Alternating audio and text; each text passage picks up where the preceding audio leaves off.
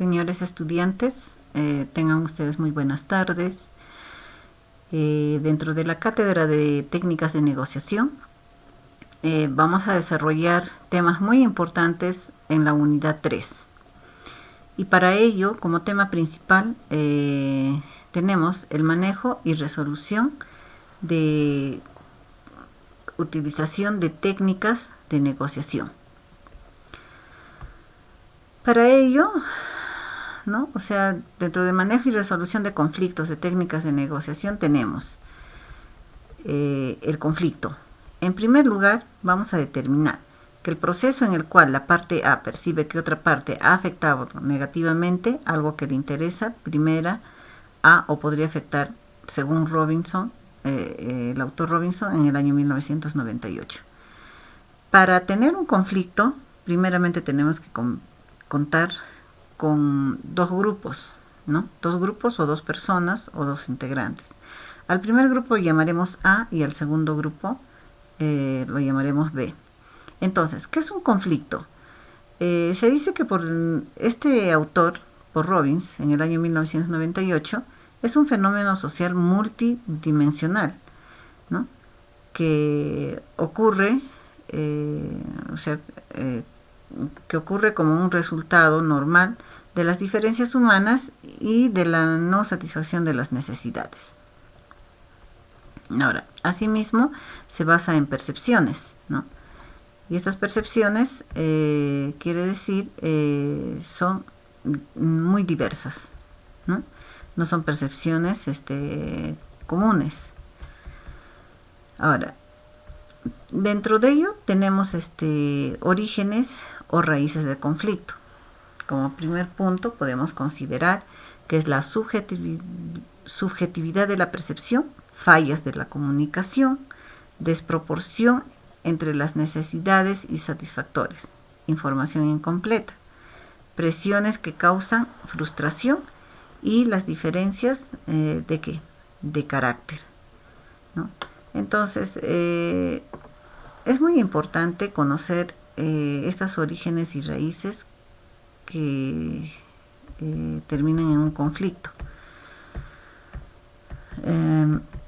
Y para ello, pues, veremos los efectos más impactantes que causa un conflicto. Un conflicto se origina por una frustración o sentimientos destructivos. Aparte de ello, se genera ansiedad y preocupación que puede ocasionar trastornos de salud, enfrentamientos y choques con la realidad. Se inhibe la capacidad de negociar, o sea, es decir, no hay un acuerdo mutuo. Se confunde la discusión con la polémica, ¿no? Se inhibe la capacidad de negociar, ¿no? Ahora, los mecanismos de resolución de conflictos. Tenemos aquí lo que es arreglos informales, la negociación, la mediación y la conciliación. Y ahora, nos preguntemos, ¿en qué consiste la negociación? También se dice que la negociación es un proceso de comunicación verbal y o escrita, a través de que dos o más partes den origen cultural o igual o distinto y con intereses comunes, antagónicos. Estudian y valoran la forma de una acción conjunta compatible con sus objetivos particulares para definir los términos de relación, ¿no? Lo dice McKay y Barrington. Ahora, asimismo, también tenemos por otro autor que es una de las formas de creación de una decisión, ¿no? En el transcurso del cual dos o más partes discuten entre sí, ¿no? Con el objeto de conciliar con intereses opuestos, ¿no? Según D.G. Prout. Entonces, estamos viendo acá, señores estudiantes, de que pues el conflicto visto por diferentes autores, ¿no? Tienen de repente cierta similitud, ¿no? A lo que es un conflicto, porque también por Diebout tenemos que es la búsqueda de un compromiso aceptable entre posiciones que son generalmente extremas al principio, ¿no? O sea, es decir, al principio no conjugan, ¿no? No tienen la misma forma de pensar, ¿no? Pero posterior llegamos a la condición de la negociación exitosa. Luego de un conflicto viene pues una negociación exitosa, que quiere decir la relación de ambos lados sale reforzada a través de una negociación, ¿no? Ahora, también entienden la motivación e interés del otro, ¿no? O sea, de ambas partes. También todo ello se basa en el respeto y la intención de cooperación, porque si no existiría todo ello sería un caos. Ahora, ¿qué características tiene un buen negociador? Dice, para ser un buen negociador hay que tener primeramente actitud, ¿no? No tener miedo a la negociación, percibirla como un reto, sí. Tener entusiasmo para lograr un buen acuerdo. Ser un gran comunicador. Saber presentar su oferta con claridad capta el interés del otro. Y también ser persuasivo. Sabe convencer. Utiliza con cada interlocutor aquellos argumentos que sean más apropiados, ¿no? Los que más le pueden interesar. Muy observador. Quizás observar el comportamiento e identificar el estado anímico e interés de las necesidades del otro, ¿no? Sociable. Tener la facilidad para entablar relaciones personales, para romper el hielo y crear confianza. Ser honesto y respetuoso y profesional. Dentro de lo profesional no deja nada la improvisación, ¿no? Ahora, seguimos con las características del buen negociador. Ser firme y sólido. Sus ideas son totalmente claras, ¿no? Sabe lo que busca, hasta dónde puede ceder, cuáles son los aspectos irrenunciables. También tener autoconfianza. El buen negociador se siente seguro de su posición, no se deja impresionar por la otra parte. Ágil y resolutivo, ¿no? Capta rápidamente los puntos de acuerdo y desacuerdo y busca soluciones. También tiene que ser paciente, saber esperar. No intenta cerrar acuerdos por miedo a perderlos. Ser creativo. Encuentra la manera correcta de cómo superar los obstáculos, ¿no? Inventa soluciones novedosas, detecta nuevas áreas de colaboración. ¿El negociador nace o se hace? Es una pregunta muy importante, ¿no? Entonces, también dentro de ello, para dilucidar nuestros conceptos no aclarados, vamos a mencionar los tipos de negociadores que tenemos, ¿no? ¿Enfocados a qué? Enfocados en resultados. No le preocupan por los intereses del otro, generalmente negocia desde una posición de poder, ¿no? Este es el tipo de negociador, pues, que pocas veces se ve, ¿no? Pero vamos a ver que está enfocado también a las personas, el tipo de negociador. Le interesa mantener las relaciones con las personas. Entonces, colabora y brinda toda la información posible. Ahora, dentro de los tipos de negociador también tenemos que ninguno de los dos tipos de negociador es el ideal. Se debe encontrar un intermedio, ¿no? Un tipo de negociador que sea firme, que respete los intereses de los demás, ¿no? Y que se ajuste generalmente, que defienda con firmeza su posición y que se ajuste a los planteamientos, a la nueva información que reciba. También tenemos los procesos de la negociación, ¿no? ¿Y cuáles son esos procesos de la negociación? Que para negociar se tiene que tener una profunda comprensión de aquello que se negocia y de los diferentes aspectos y alternativas que pueden intervenir en el propio acto de la negociación. Y continuamos con los procesos de negociación. En primer lugar, se tiene que definir la composición del equipo de negociador y qué roles van a desempeñar cada uno de ellos, ¿no? También tener la búsqueda y estructuración de la información para la negociación.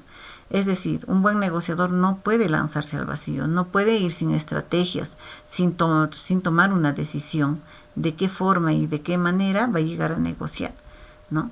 También tenemos la planificación de la negociación, definir estrategias y tácticas para llegar a un acuerdo, a un buen acuerdo.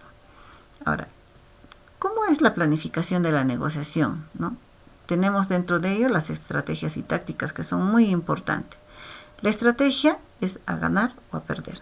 Cada parte trata de sacar el máximo provecho de su oponente, ¿no?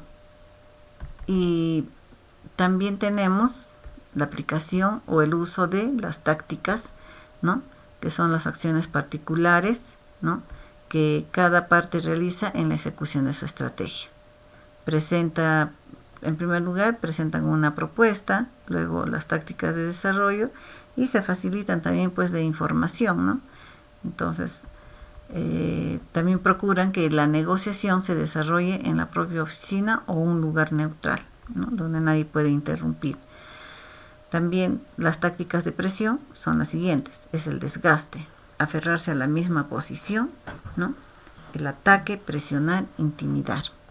Pero eso sí, el ataque para presionar, intimidar, tiene que ser con mucha cautela, con mucha precisión, mucha ética, ¿no?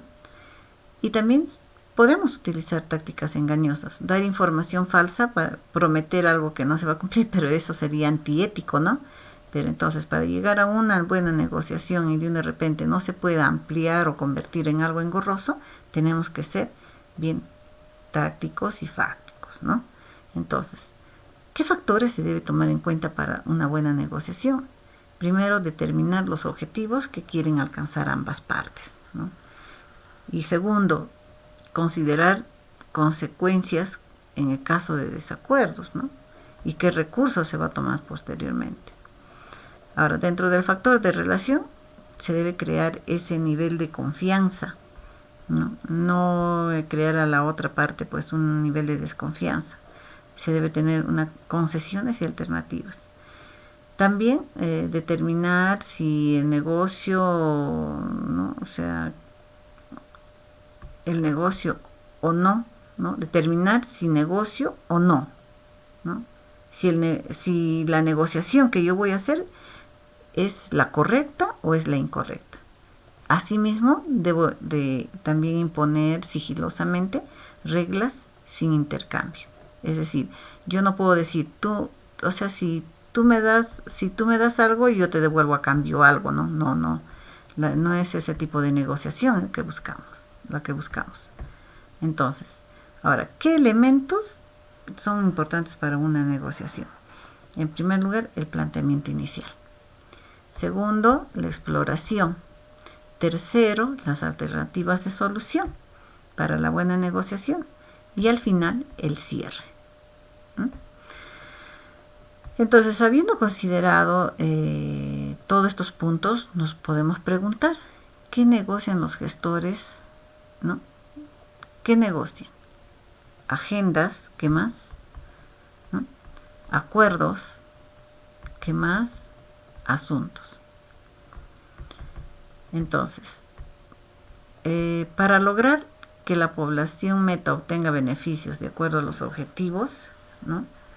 Aplicaremos todos estos puntos.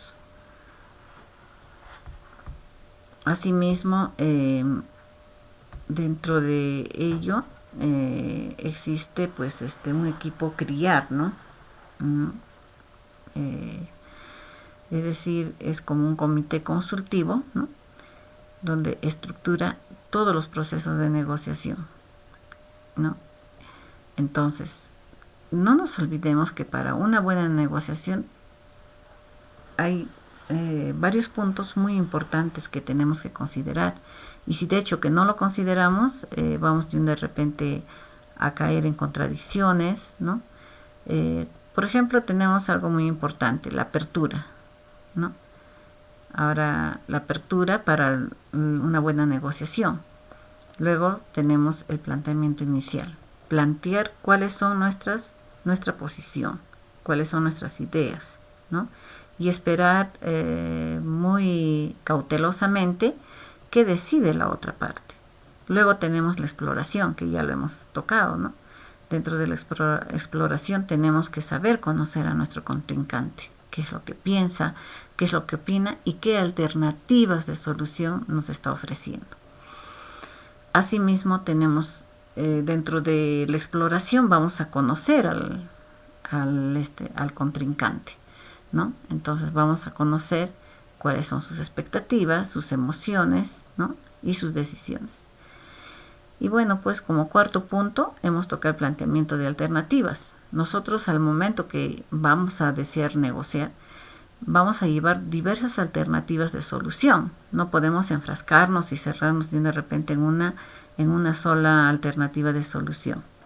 Y luego, al final, cuando ya se haya tenido un buen acuerdo, se tiene que dar por cerrado, ¿no?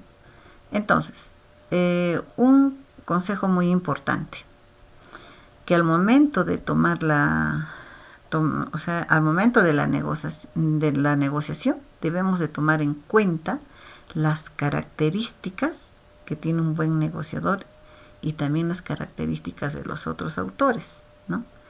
Entonces, es muy importante que en realidad como alumnos conozcan, ¿no?, cuáles son las estrategias, los métodos, pero no sin antes de repente intervenir en una negociación. Ustedes desde ya deben hacer un planteamiento inicial, y no solamente un planteamiento inicial, previo, antes se tiene que planificar.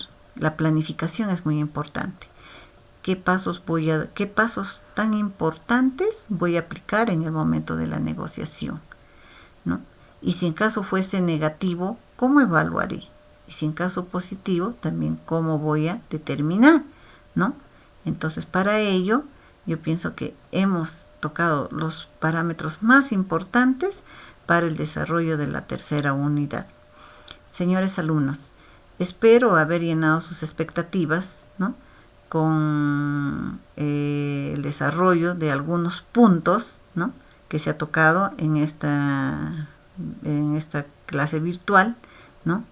Y también pues a través de estas clases, ¿no?, el alumno, y al haber interactuado con el docente, el alumno tiene un conocimiento breve, ¿no?, qué cosa es un tipo de negociación y a dónde se quiere llegar y cuáles son los objetivos. Buenas tardes.